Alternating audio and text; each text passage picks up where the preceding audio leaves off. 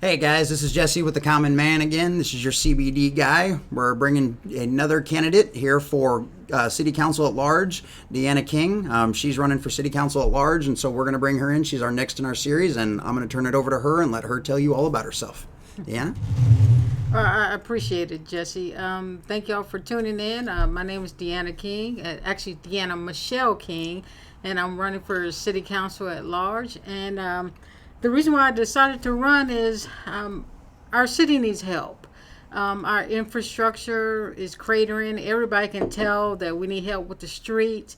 I don't know how many times we have voted to raise taxes to fix our streets. I know it has been since 2008 that I've voted maybe 3 or 4 times. And now they're fixing it, that's fine.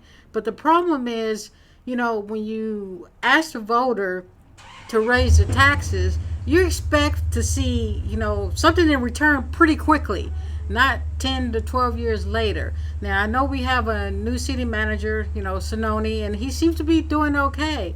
But our city officials there's a disconnect between the city and the community and the residents. There's obvious complaints everywhere, citywide.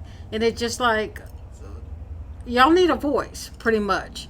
And I want to be y'all's voice. Big businesses are taking over and it's pushing out the little man. And the problem is also we contract too much work out. We spend too much money contracting work out and not giving the common folks, a chance to put their bids in. It makes sense. Like, for example, we had a problem with our billing issues years ago where the city had purchased a $13 million contract for this software that was supposed to improve our city billing. Mm-hmm. And what happened was it ended up people were getting high water bills. And so the city officials said, well, the reason why you're doing that because, the consumption is high. People are using more water. And it turns out they just purchased a faulty billing system. And there was no way to recoup that money. They turned over $13 million to this company, and they asked him, hey, can y'all come back and try to help us fix the problem? But according to the contract, of course, I haven't seen, but the city could not make them responsible for coming and fixing the problem. And so we just lost $13 million for nothing. And that's how it's been happening year after year after year after year. And the taxpayers are the ones that have to suffer. And we're the ones that have to recoup the money that we shell out with, bad contracts. The problem is we need more city workers and we need to pay them a living wage.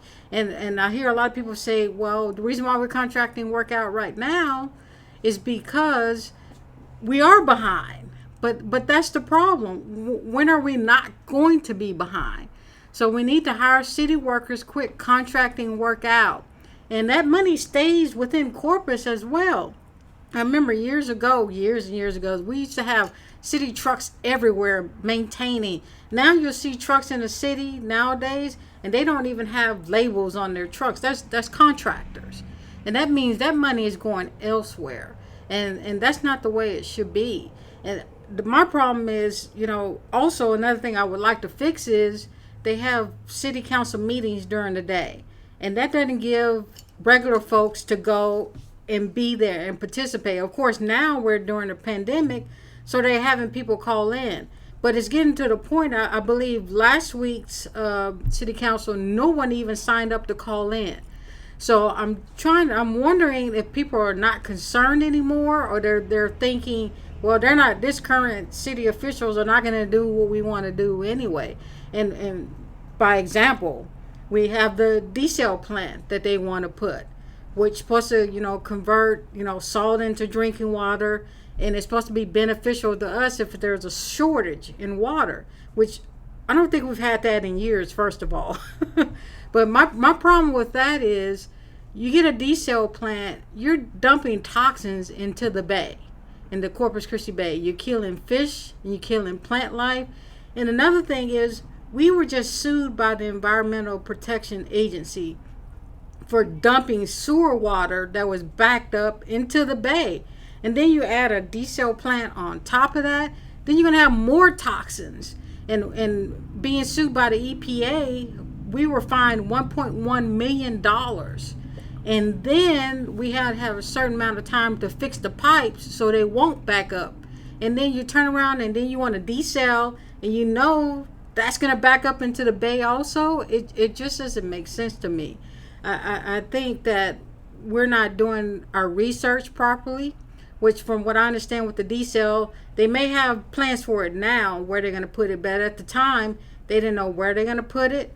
They didn't have the permits for it, and you're asking for $222 million for a decel plant, and you don't even have the plans for it, and that was maybe 2 or 3 weeks ago. They may have it now, but the problem is, there's other things that need to be fixed here around Corpus. If you're going to ask for money, ask for stuff that needs to be fixed now, like our water gardens downtown. I don't know, those have been out of commission for I don't know how since long. What, Harvey, right?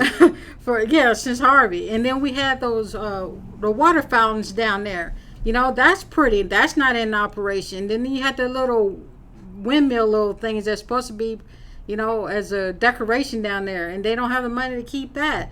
So why do you keep tackling new projects and not fixing the old projects, or upkeeping the current projects? It's just like we keep spinning the wheels. And then another problem is people are complaining about people who are homeless. People are saying, well, I don't want them in our neighborhood. Well, I don't want them in our neighborhood. But that's not the solution. People want to herd them around like cattle. They would say, well, as long as they're not in our neighborhood, we're fine. But the thing is, that's a reflection of Corpus Christi as a whole. So my solution is these people need help. I hear people say, well, they technically don't want help.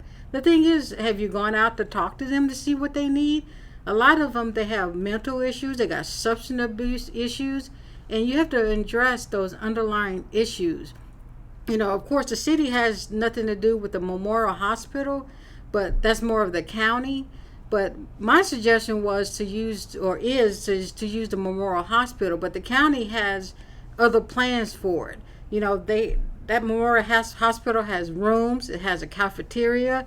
You can hire mental health experts, you can hire permanent cafeteria workers, you can have people permanent to clean the buildings, or have the residents clean the buildings.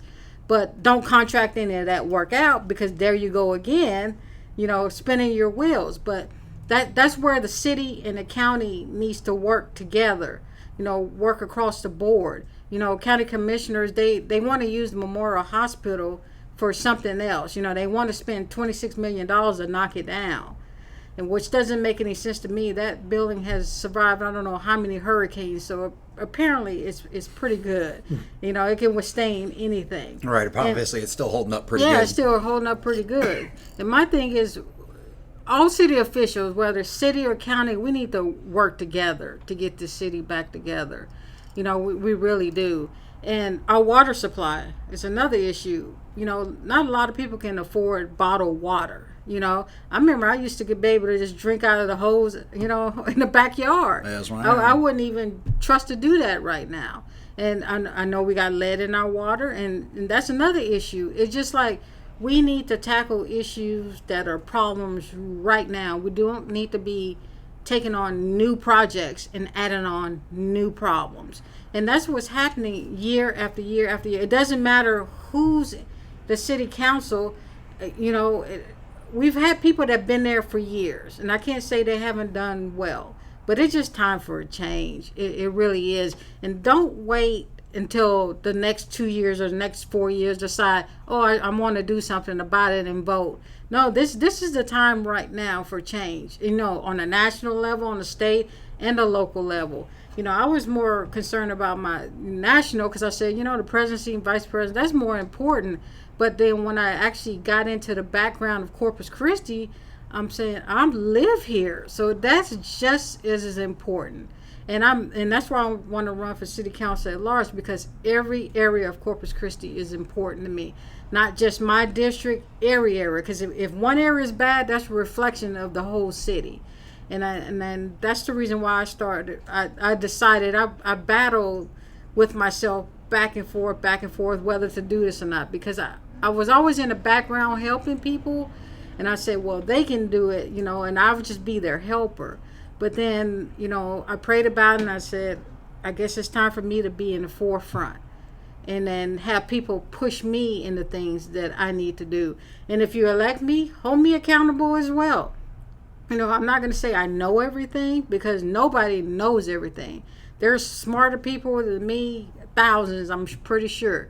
And if you have suggestions, you can come give me suggestions, and I'll see what I can do to implement them.